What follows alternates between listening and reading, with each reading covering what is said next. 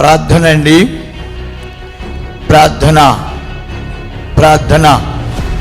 మీ ఆత్మను దేవుని సాయం చేయండి. తండ్రి మనతో ఉన్నారు. ఆయన కృపాసను బట్టి పవిత్ర సమయంలో దేవాదేవుడు మన అందరితోనూ మాట్లాడడానికి మరి అంగీకరిస్తున్నాడు. ఆయన కృపాసను బట్టి మన చీకటి జీవితాన్ని వెలుగు జీవితంగా మార్చాలని కూడా అంగీకరిస్తూ ఉన్నారు.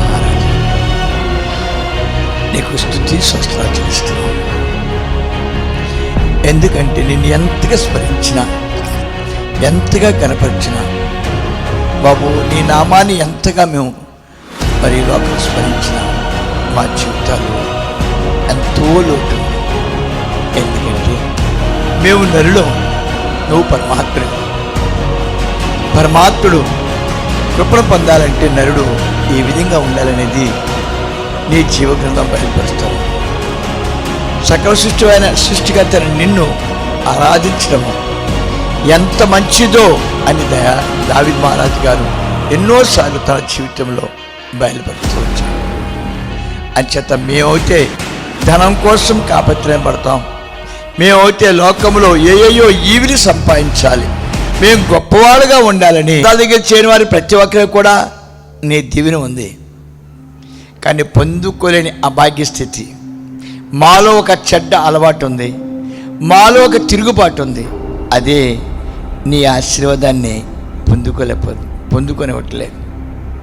అందుకే రాత్రి సమయంలో మరి నీ స్వరాన్ని వింటుండగా నీ ఆశీర్వాదం పొందుకునే అదృష్టాన్ని బిడ్డలకి అందరికీ దయచేయండి.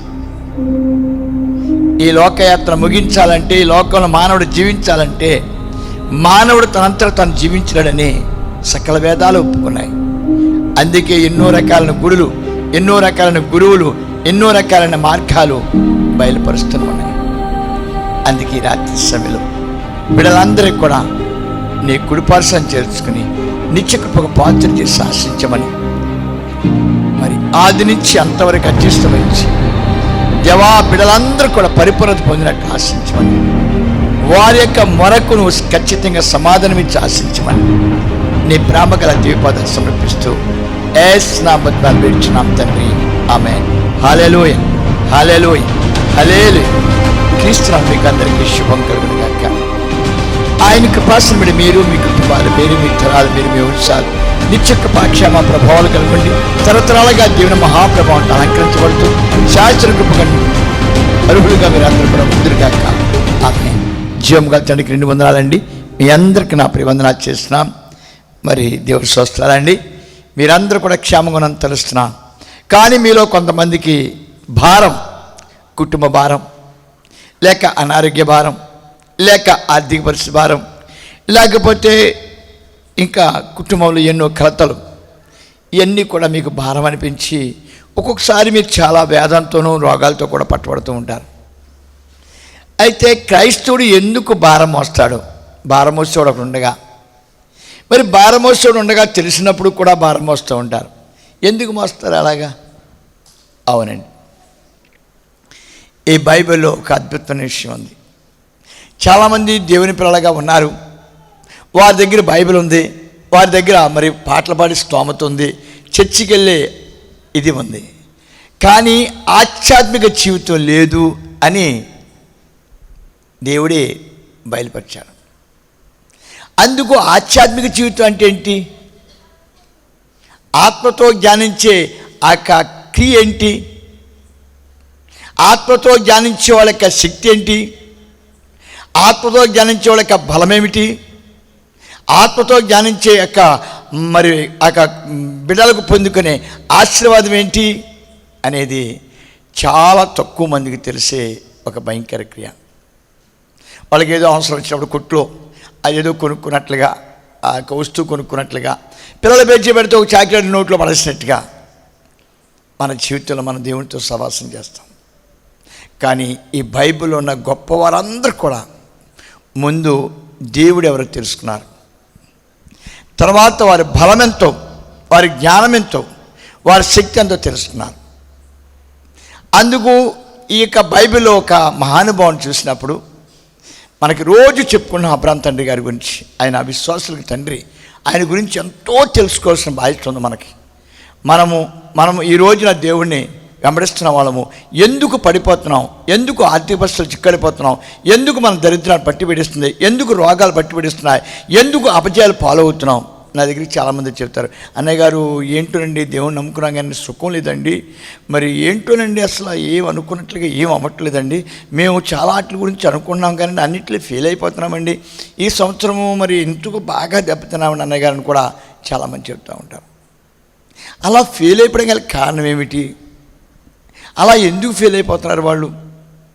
అన్నయ్య గారు నీరు అయితే కొంచెం బాగుంది కానీ సంవత్సరం ఏంటో రకరకాల అనారోగ్యాలు పట్టి పీడించేస్తున్నాయండి, సుఖం లేదండి, పిల్లలు కూడా తిరుగుతున్నారండి, ఆరోగ్య విషయంలో కూడా చాలా ఇదిగా ఉందండి, ఈ యొక్క ఆర్థిక పరిస్థితి కూడా బాగోలేదండి, అయోమయం కింద ఉందండి అని చాలామంది నా దగ్గర చెప్పడం కూడా నేను వింటూ ఉంటాను. దానికి నాకు కొన్ని ఆలోచనలు నా దగ్గర ఉన్నాయి. ఇతరులు కూడా నాకు అనవసరం. నన్ను ఎవరైనా కానీ తరికిస్తే, శ్రేయభిలాషులు ఎవరైనా తరికిస్తే దానికి ఉపాయాన్ని నేను బయలుపరుస్తాను. ముందు దేవుణ్ణి నమ్మగల శక్తి,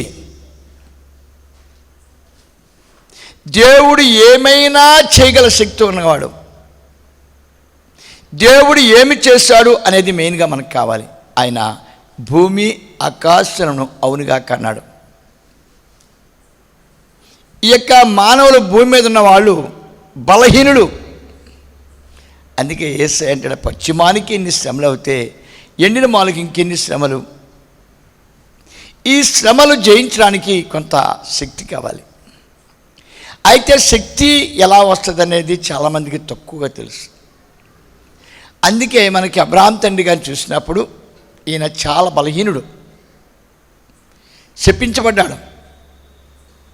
ఆర్థిక పరిస్థితిలో, బిడ్డలేని స్థితిలో, ఆధ్యాత్మిక జీవితంలో అన్నింటిలో కూడా అతను చాలా కొదవగా ఉన్నాడు. మరి మనం నమ్ముకున్నట్లుగానే అతను కూడా దేవుడిని నమ్ముకుంటాం. మనకు తెలిసిన దేవుడే ఆయనకు కూడా తెలియటం చాలా ఆశ్చర్యం. ఆయనకి మనకి తేడా ఏంటి అనేది చాలా ఆశ్చర్య విషయం అండి. ఆయన ఒక ఆశ్చర్య విషయం అంటే భూమి ఆకాశాలను సృష్టించిన దేవుడు, ఈయన నీతిమంతుడు, ఈయన పిల్లలు నీతిమంతులు. ఈయన ఎవరిని దీవిస్తాడు? యథార్థ పనులను దీవిస్తాడు. యెహోవా యందు నమ్మిక గలవాళ్ళు ఈ లోకంలో బలవంతులు. ఇంకెళ్ళకి అర్థం లేదు. ఎటువంటి నమ్మకము, ఎటువంటి విశ్వాసము? ఆయన సర్వాధికారి, ఆయన సర్వశక్తిమంతుడు, ఆయన ఉన్నతుడు, పరలోక రాజ్యం నిత్యము దూతలు షరీబులు కెరూబులు ఆయన స్తుతిస్తూ ఉంటారు. అందుకు ఆ తండ్రిని నేను కూడా స్తుతించాలి. దేవుణ్ణి ఏం చేయాలి? మనకి ఒక్కొక్క వస్తువు ఒక్కొక్క రకంగా వాడుకుంటూ ఉంటాం, ఒక్కొక్క వస్తువుని ఒకందుకు ఉపయోగిస్తూ ఉంటాం. ఇప్పుడు దేవుణ్ణి కనుక మనం వెంబడించే వాళ్ళం అయితే దేవుని ముందర మనం ఏం చేయాలండి? స్తుతించే వాళ్ళగా ఉండాలి. దేవుని వెంబడించే వాళ్ళగా మనం ఉంటే ఆయనకి లోబడే వాళ్ళగా ఉండాలి. ఈ యొక్క లోబడిన వాళ్ళు లేక దేవుని స్తుతించిన వాళ్ళు ఎవరు అని చూసినప్పుడు క్రైస్తవులకు అందరికీ తెలుసు, మహామూర్ఖుడు, పచ్చని సంవత్సరాలు పాడు చేసేవాడు, పచ్చడి మంచి దైవజ్ఞులను నాశనం చేసే క్రైస్తవ మార్గాన్ని, వక్ర మార్గాన్ని నడిపించే సాతానుడు. ఈడు ఒకప్పుడు లూసిఫర్, పరలోక రాజ్యంలో దేవుడి దగ్గర ఎన్నో రివార్డ్స్, బహుమానాలు కొట్టుకున్నాడు. ఎన్నెన్నో రకరకాలుగా అతను దేవుని చేత ఘనపరచబడ్డాడు. కానీ అతను ఈర్ష్య, ద్వేష, మత్సరాల చేత అతను దెయ్యంగా మారిపోయాడు. అతను దేవుని ఘనపరచవలసిన వాడు ఉండి దేవుని మీద తిరుగుబాటు చేశాడు. నేను గొప్పవాడిగా ఉండాలి. ముందు దేవుని స్తుతించేవాళ్ళు లేక దేవుని వెంబడించేవాళ్ళు, దేవుడు గొప్పవాడు, దేవుడు శక్తిమంతుడు, దేవుడు బలవంతుడు, ఆయన నీడలో నా జీవితం గడుపుకోవాలి అనే ఆధ్యాత్మికంగా ఎవరైతే మనసులో తలుస్తూ ఉంటారో వాళ్ళు దేవుని స్తుతిస్తారు. అందుకే మనకి పనికిరాని యొక్క అబ్రహాం గారు దేవుడి దగ్గరికి వచ్చాడు. మరి ఎలా ప్రార్థన ప్రారంభించాడో, మనమైతే ప్రార్థన ప్రారంభించడానికి ఎన్నో మెట్లు, ఈ ప్రార్థన తప్పు, ఆ ప్రార్థన తప్పు, ఈ ప్రార్థన రైటు, ఆ ప్రార్థన కరెక్టు అని చాలా వాదోపవాదాలు మనం ఆడుకుంటూ ఉంటాం. అసలు తర్కించకూడదు. భార్యాభర్తలిద్దరూ మాట్లాడుకోవడానికి ఏమైనా గైడ్ ఉండాలంటారా? భార్యాభర్తలకు ఇద్దరికి పిల్లలు పుట్టాలంటే ఏమైనా కొంచెం ఆలోచన ఉండాలంటారా? అవసరం, నో డౌట్. అసలు వాళ్ళిద్దరికీ ఒకే ఆలోచన ఉండాలి. ఆమె నా భార్య, నేను ఆమెకు భర్తని, నేను ఆమెను ప్రేమించాలి అనే దృక్పథము భర్తకి, నేను అతని భార్యని, నేను అతనికి శుశ్రూష చేయాలి, అతను అడుగుజాడలో నడాలి అనే ఆలోచన భార్యకు. వీళ్ళిద్దరిని ఎవరు విడదీయలేరండి. నన్ను ప్రేమించట్లేదు అనే భార్య ఎక్కడైతే ఉందో ఆటోమేటిక్గా విడిపోతారండి. నన్ను ప్రేమించట్లేదు అనే భర్త ఎక్కడైతే ఉన్నాడో ఆటోమేటిక్గా కూలిపోతుంది సంసారం. ఇంకా మనకి సున్నమే వేసిన గోళ్ళలాగా అయిపోతుంది. అంచేత ఇప్పుడు ఇక్కడ మనం చేయవలసింది ఏంటంటే, దేవుణ్ణి మనం ప్రేమించినప్పుడు, దేవుని ఎప్పుడైతే మనము గణపరచడం ప్రారంభించామో ఆయన దగ్గర ఆశీర్వాదం ఉంది. అయితే చాలామంది ఆయన ఆశీర్వాదం గురించి ఎదురు చూస్తారు, కానీ చాలామంది ఆయన ఆశీర్వాదాలు పొందుకోవాలి, నా కష్టకాలంలో దేవుడి దగ్గర కష్టం తొలగిపోవాలి, నా వేదనకాలం నా దేవుడి దుఃఖాన్ని తొలగించేయాలి, నాకు ముందు ఉండి ఆయన నన్ను అన్ని విషయాలు ఆదరించాలి అనే దృక్పథం ఉంటుంది. కానీ ముందు నేను దేవుని స్తుతించాలి, నేను మనసారా దేవుని ప్రేమించాలి. అందుకే దావీదు మహారాజు అంటాడు, మనసా కవ్వించకే నన్నిలా, దేవుడు చేసిన మేలులు మరువకే మనస. అందుకు మనస్సుని మన హిందూ కుటుంబాలు చూసినప్పుడు పూలు పట్టుకెళ్ళి ఏవో దేవుడి దగ్గర పెడతా ఉంటారు, కొబ్బరికాయలు కొట్టి అక్కడ పెడతా ఉంటారు. మనము ఏమి తీసుకెళ్ళి దేవుడికి అప్పచెప్పాలి? మనం దేవుడికి ఏమి ఇవ్వాలి? మన ఆత్మనివ్వాలి. అంచేత ఇక్కడ మనం చాలా చూసినప్పుడు అబ్రహాం తండ్రి గారు దేవుణ్ణి ఎలాగ కనపరిచాడని మనం తెలుసుకోగలుగుతున్నాం. అసలు అబ్రహాం తండ్రి గారు ఎలాగ దేవుని ప్రేమించాలని తెలుసుకోగలుగుతున్నాం. అవును, అబ్రహాం తండ్రి గారు తమ్ముడు గారు లోతు గారు మీకు తెలుసు, ఆయన ఆస్తి అంతా పంచుకెళ్ళిపోయాడు. సొదొమ గొమొర్రా వెళ్ళిపోయాడు మహానుభావుడు. వెళ్ళిపోయిన తర్వాత అక్కడ ఆటోమేటిక్గా మరి ఏం జరిగిందో మనకు అంతగా అవగాహన లేదు. వెళ్ళిపోయిన తర్వాత ఆటోమేటిక్గా యేసు యొక్క మహాతండ్రి గారు అబ్రహాం తండ్రి గారికి ఎవరో చెప్పారు వార్త, అయ్యా నీ తమ్ముడు అక్కడ రాజుగారు తీసుకెళ్ళిపోయారు, మీ తమ్ముడు భార్య అని వార్త చెప్పారు. అబ్రహాం తండ్రి గారు వెంటనే కత్తేది కర్రీ తనలేదు, అడిగలేడండి, శివమ్మగారి దేవుడి దగ్గరికి వెళ్ళాడు. నాయన గారు, నా తమ్ముడు చెరలో ఉన్నాడు, మీరు నాకు కొంచెం హెల్ప్ చేయరా, సహకారం చేయరా. రీజనల్గా లోతు అబ్రహాంకి శత్రువే, స్వామిత్వం చేశాడు. కానీ అబ్రహాం హృదయంలో ఎటువంటి ధ్యాస లేదు. నీకు ధ్యాస ఉందంటే నీ దేవునికి వ్యతిరేకవి, ఆధ్యాత్మికంగా నువ్వు ఏం తెలుసుకున్నావు చూసుకో. అబ్రహాం తండ్రి గారు వెళ్ళారు, ఇస్తారని బంగారం పట్టుకొచ్చారు. అందరూ అంటున్నారు, నాయన గారు మా భార్యను కాపాడారు, మా పిల్లల్ని కాపాడారు, మమ్మల్ని ఎంతగానో ఇలా చేశారు, కనుక మీరు ఖచ్చితంగా ఈ బంగారం అంతా తీసుకోండి అన్నారు. అబ్రహాం గారు ఏం చేయాలంటారు? నిజంగా బంగారం పట్టుకుపోవాలి కదండి. మీరు చెప్పండి, న్యాయం చెప్పండి. టీవీ వాక్యం వింటున్న వారు మీరు చెప్పండి. కష్టపడ్డవాడు ఆయనే, జోళ్ళు పోని, బట్టలు చిరిగిపోయి చాలా చాండాలంగా జీవితంలోకి వెళ్ళిపోయాడు. కానీ తన హృదయంలో ఒక మాట అనుకుంటున్నాడు, నా దేవుడు నన్ను దీవించగల సమర్థుడు, ఆయనకి అసాధ్యమైనది లేదు. నాకు ఎవరైనా ఇచ్చి నేను అబ్రహాంకి ఇచ్చానని చెప్పడానికి నాకు ఇష్టం లేదు. నా దేవుడు చేయలేని కార్యం అంటూ లేదు, నా దేవుడు చేయలేని కార్యం ఏదీ లేదు, సమస్తము దేవుడు చేయగలడు. మనస్సు నిండా అనుకున్నాడు.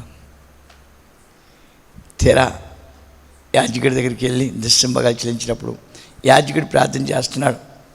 అబ్రహామా, నీ పక్షాన దేవుడు యుద్ధం చేశాడు, యుద్ధం యెహోవాది, నువ్వు కాదయ్యా, ఇందులో నువ్వేం చేయలేదు, నీ దేవుడు చేశాడు, దేవుడు చేశాడు యుద్ధమును. అబ్రహాం గారు మనసులో నేను యుద్ధం చేస్తుంటే పాస్టర్ గారు అలాగా నాకు వ్యతిరేకమైన ప్రార్థన చేస్తున్నారేంటి అనుకున్నాడు. సాగిలు పడ్డాడు. అవును ప్రభువా, యుద్ధము యెహోవాది, నన్ను ఒక గడ్డి పూసలాగా వినియోగించుకున్నావు, ఓ పనికిరాని వాడిని అక్కడ తీసుకెళ్ళావు, నన్ను మరుగుపరుచుకుని యుద్ధం చేసి అంతమందిని ఓడించి తీసుకొచ్చావు. యుద్ధము నీదే, జయము జయము యెహోవాకే జయము. యేసు ప్రభువారు తన శిష్యులకు లేక వచ్చిన జనాంగానికి ఒక చక్కటి మాట చెప్తున్నాడు. ఆత్మ కోసం ప్రయాసపడువాడు ధన్యుడు. భలే యేసు చెప్పాడండి మహానుభావుడు. ముందు దేవుని సంపాదించండి, అద్భుతాలు కాదు, సూచక్రియలు కాదు, స్వస్థకార్యాలు కాదు, మహత్కార్యాలు కాదు, అయా ప్రార్థనలు కాదు, పాటలు కాదు, దేవుని సంపాదించండి. మళ్ళీ దానికి ప్రశ్న వచ్చి ఉంది. అందుకే దీనాత్మలు ధన్యులు, వారు దేవుని కృపకు పాత్రులు. అందుకు ముందు నువ్వు దీనుడిగా మారాలి. తనకు కూడా తన దగ్గరికి వచ్చే వాళ్ళు చెప్తున్నాడు మహానుభావుడు, మీరు దీనులుగా మారాలి, మీరు యథార్థపరులుగా మారాలి, మీరు భయభక్తులు కలిగి ఉండాలి, నిందలు భరించే వాళ్ళగా ఉండాలి, అయా శోధన జయించే వాళ్ళగా ఉండాలి, వినయ సములతో నిండబడాలి. ఆయన శిష్యులకు లేక ఆయన దగ్గరికి వచ్చిన వాళ్ళకి ఆ యొక్క మధురమైన మాటలు ఆయన నేర్పుతా ఉన్నాడండి. మీరు ఎలా చేయండి. నేను అప్పటిదాకా పామర జనాంగమై ఉన్నారు, అప్పటిదాకా రోడ్లంటే తిరిగారు, కొంతమంది ఆయన కూడా తాగుబోతులు, తిరుగుబోతులు, వ్యభిచారులు, వీళ్ళందరికీ గొప్ప అవకాశం యేసుప్రభు వారికి. యేసుప్రభు వారికి మరి ఎందుకు ఆయన్ని వెంబడించిన వీళ్ళందరూ కూడా వెంబడిస్తూ ఉంటారు, మనం చూస్తూ ఉంటాం. బైబిల్లో కూడా చాలామంది ఉన్నారు.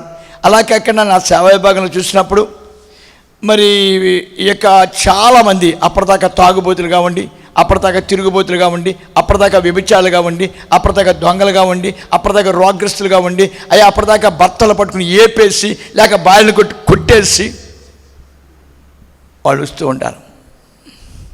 కొద్ది కాలం పోయిన తర్వాత వాళ్ళు ఎంతో భక్తులుగా మారి చక్కటి కుటుంబం కట్టుకుని చక్కటి దీవులతో నిండబట్టడం నేను చూస్తూ ఉంటాను. అంచేత యేసు ప్రభువారు ముందు చెప్పినాడు, ఆధ్యాత్మిక జీవితంలోకి ప్రవేశించు, ఆత్మతో దేవుణ్ణి ఆరాధించడం నేర్చుకో, ఆత్మతో దేవుని స్తుతించడం నేర్చుకో, ఆత్మతో దేవుని గణపరచడం నేర్చుకో, దేవుడి దగ్గర ఎలా ఉండాలో ముందు నేర్చుకో. అందుకు కొంచెం ముందుకెళ్ళినప్పుడు చక్కటి ప్రార్థన మనం రోజు చేస్తామండి. ప్రార్థన చేయని రోజు ఉండదండి. క్రైస్తవులు ప్రతిరోజు ప్రార్థన చేస్తారండి. అదే ప్రార్థన చెప్పాడు, పరలోకమందున మా యొక్క తండ్రి, మీ నామము పూజించబడవలను. అంటే మనసారా నిన్ను స్తుతించాలి, నిన్ను ఆరాధించాలి. అందుకే మన హిందువుల్లో మరి ఏయో స్తోత్రాలు చదువుతారు, ఏయో మంత్రాలు చదువుతారు. మనం ఏం చేస్తాము అనేది మనం చూసినప్పుడు ఆత్మతో ప్రార్థన చేస్తాం. ఎలా ప్రార్థన చేస్తాం? తండ్రి, నేను పరలోకాంచి భూలోకంలో పడిపోయినా, నేను శాపగ్రస్తుడిగా తల్లి గర్భానికి వచ్చే పాపిగా మారిపోయినా, నీవు సకల సృష్టికర్త అయిన దేవుడు నా కొరకు నరుడిగా పుట్టి, నా కొరకు శిలుమానం పొంది, తిరిగి లేచి వచ్చి నా పాపాన్ని కడిగి నీ బిడ్డగా అంగీకరించావు. తండ్రి, నీ పాపం చేస్తే ఆదాము శపించబడ్డట్లుగా నీ శపించబడినా, నే పాపం చేస్తే లోతు నాశనం అయినట్టుగా నేను నాశనం అయిపోనా? అయ్యా ఇజ్రాయిలు, అయ్యా నిన్ను విడిచి లోకాన్ని ప్రేమిస్తే ఏ విధంగా ఐగుప్తు నగరంలో చిక్కుబడి శ్రమలు అనిపించారో అటువంటి శ్రమలు నాకు రావా? అందుకు నాయన నాకు నిన్ను నమ్మగల శక్తిని, అయ్యా నీ ఆజ్ఞలు అనుసరించే శక్తిని, దేవా మనసారా నేను స్తుతించే శక్తిని, నా తండ్రిని నేను స్తుతించాలి, నా తండ్రిని నేను ఆరాధించాలి. అప్పుడే దేవునికి ఆశీర్వాదాన్ని పొందుకోగలుగుతాను. నేను ఎవరి కోసం పాడుతుంటే, నేను ఎవరి కోసం వాక్యాలు చెప్తూ ఉంటే, నేను ఎవరి కోసం ప్రార్థన చేస్తామంటే, ఎవరి కోసం చూత్రానికి అలా ఊగిపోతామంటే నాకు ఫలితం ఉందండి. నాకు ఫలితం ఉంది, దానివల్ల నేనేం ఫలితం పొందాను? ఎవరు నాకు ఆ ఫలితం ఇచ్చాడు? ఒక్క ఆయన ఉన్నాడు. ఆయన ఒక్క ఆయన ఉన్నాడు, ఆయన పేరు దేవుడు. అందున ప్రేర చాలామందికి ఆధ్యాత్మిక జీవితం చాలా కొద్దిగా ఉంటుంది. ఆధ్యాత్మిక జీవితం లేకుండా వాళ్ళు ఏదో చాలా గొప్పవాళ్ళు అయిపోయినట్టుగా ఫీలింగ్ అవుతూ ఉంటారు. మన 1 కొరింథీయుల 3వ అధ్యాయంలో పౌలు గారు అదే విషయాన్ని చెప్తారు. చూద్దాం ఒకసారి. 1 కొరింథీయుల 3వ అధ్యాయం. సహోదరులారా, ఆత్మ సంబంధులైన మనుషులతో మాట్లాడినట్లు నేను మీతో మాట్లాడలేకపోతుని. మీతో వాదమండి. ఈ వాక్యం తప్పు, ఈ ప్రార్థన తప్పు, ఈ పాటలు తప్పు, అదేంటి అలా ఉన్నాడంటాడు, ఇలా ఉన్నాడేంటి, అలా మాట్లాడేంటి, అలా నవ్వుతాడేంటి, ఇంతే యాక్షన్. ఆధ్యాత్మిక జీవితం కలిగిన వాళ్ళు ఏం చేస్తారు తెలుసా అండి? నేను బుద్ధ చరిత్రలో చదివానండి. ఒకసారి బుద్ధుడు అలా రోడ్డు అంటే వెళ్తున్నాడంటాడు. రోడ్డు అంటే వెళ్తుంటే ఆటోమేటిక్గా ఒక శవాన్ని తీసుకెళ్తున్నాడంటాడు. కూడా ఉన్నాయన ఒక ఆయన అడిగాట, ఏంటి నాయనా అలా మోసుకెళ్తున్నారు జనం అంతాను, అలాగేంటో శ్లోకాలు చెప్పుకుంటూ వెళ్తున్నారు, ఏంటి నాయనా అని అడిగాట బుద్ధుడు. ఏముందండి అయ్యగారు, చనిపోయాడండి ఆయన. చనిపోవడం ఏంటయ్యా అని అడిగాడు బుద్ధుడు. మహారాజు గారు కదండి, చాలా దేశాలకు రాజు ఆయన. అదేంటయ్యా చనిపోవడం ఏంటి? ఆయన పుట్టినోళ్ళు చనిపోతారని. పుట్టినోళ్ళు చనిపోతారా? ఏమండే రాజుగారు, నా మాట నమ్మట్లేదు కాబట్టి రేపు ఏం చేస్తారంటే మీరు ఇంటింటికి వెళ్ళి మీ ఇంట్లో చనిపోయిన వాళ్ళు ఎవరైనా ఉన్నారా అని అడిగిరండి అనమాట. రాజుగారు ఆయన మంత్రి గారు మాట నమ్మాడంటాడు. మంత్రి గారు వస్తే మళ్ళీ అనుమానం చెప్పుడు మాటలుగా ఉంటాయని చెప్పి ఈయనే మమ్మల్ని మారివేష వేసుకుని ఇంటింటికి వెళ్ళాడంట. మీ ఇంట్లో ఎవరైనా చనిపోయిన ఉన్నారా అని అడిగాడు. అందరూ చెప్పారంట, మా ఇంట్లో మా తాత చచ్చిపోయాడు, మా నాన్న చచ్చిపోయాడు, మా అమ్మమ్మ చచ్చిపోయింది, మా తాతమ్మ చచ్చిపోయింది, వీళ్ళందరూ చచ్చిపోయారు. వీళ్ళందరూ చాలా, మా తాత అయితే చాలా పెద్ద జబ్బులు చచ్చాడు, మా చిన్నమ్మ అయితే అసలు భయంకరమైన ఇలా వచ్చింది అని అందరూ, మా మేనడు కూడా చచ్చిపోయాడు, ఇలా చెప్తున్నాడట. బుద్ధుడు మరోసారి తలగొక్కున్నాడట. మానవ జీవితం బుడగలాడదా? ఈ వ్యర్థమైన జీవితం కోసం పాటుపడాలా? ఈ వ్యర్థమైన జీవితం కోసం నేను ఈ లోకంలో పాటుపడాలా? ఈ వ్యర్థమైన జీవితం కోసం నేనేమో కష్టపడాలా అని మరోసారి అనుకుని అతను అనుకున్నా అంట, ఖాయమయ్యే మాయం కోసం నేను ఏం చేయవలసిన లేదు, ఆ భగవన్నామ స్మరణతో ఈ కాయాలు మాయం చేసుకోవాలని ఒక గొప్ప ఆశ కలిగిన అంట బుద్ధుడు. ఎప్పుడైతే ఆయన అలా చేయడం ప్రారంభించాడో ప్రపంచ దేశాల్లో ఏమైపోయిందండి? యుద్ధాలు అయిపోయినాయి. ప్రార్థన చేసుకున్నామండి. ఆది సంబూతుడైన వాడానికి వందనాలు చేస్తాం బాబు. యొక్క పవిత్ర సమయంలో ఆధ్యాత్మిక జీవితం లేకపోతే మనుషులు ఏ విధంగా పనికిమాలిన వాళ్ళుగా ఉంటారు, ఏ విధంగా దేవుని ఆశీర్వాదం పొందుకోలేక శాపగ్రస్తులుగా ఉంటారు, వారి జీవితంలో ఏ విధంగా శాంతి సమాధానం లేకుండా భయంకర చీకటి జీవితాన్ని జీవిస్తారు నువ్వు బయలుపరిచినందుకు వందనాలు చేస్తున్నాను. అందుకు నువ్వు ఆనాడు కొండమే చెప్పావు, ముందు ఆధ్యాత్మిక జీవితంలో కాలు పెట్టండి, 2 ఆయన రాజ్యమును, ఆయన మహిమను, ఆయన ప్రభావాన్ని వెతకమని చెప్పాను. ఈ క్రియలు ఎవరైతే చేయట్లేదో, ఎవరికైతే ఎన్ని వాక్యాలు వచ్చినా, ఎన్ని పాటలు వచ్చినా, ఎన్ని ప్రార్థనలు వచ్చినా వారికి ఆనందం లేదు. ఆధ్యాత్మిక జీవితంలో ఎవరైతే మేమెవరో తెలుసుకున్న వాళ్ళందరూ కూడా ఈ లోకంలో నిత్యానందభద్రంగా జీవిస్తూ నిత్యకృపకు పాత్రగా ఉంటారు. అట్టి శక్తిని, అట్టి మహిమను, అట్టి ప్రభావాన్ని ఈ రాత్రి సమయంలో టీవీలో ఎంతమంది అయితే వాక్యం విన్నారు వారందరూ ఆధ్యాత్మిక జీవితంలో కాలుపెట్టి అయా నీ రాజ్యమును వెతుకుతూ నిత్య జీవితంలో నిత్యానందభద్రంగా జీవిస్తూ నేను స్తుతించి ఆరాధించి గనులుగా ఉందిగాక. ఆమేన్. అత్యంత వెనుకడు రాసింది కాక యెహోవాకు స్తుతులమే.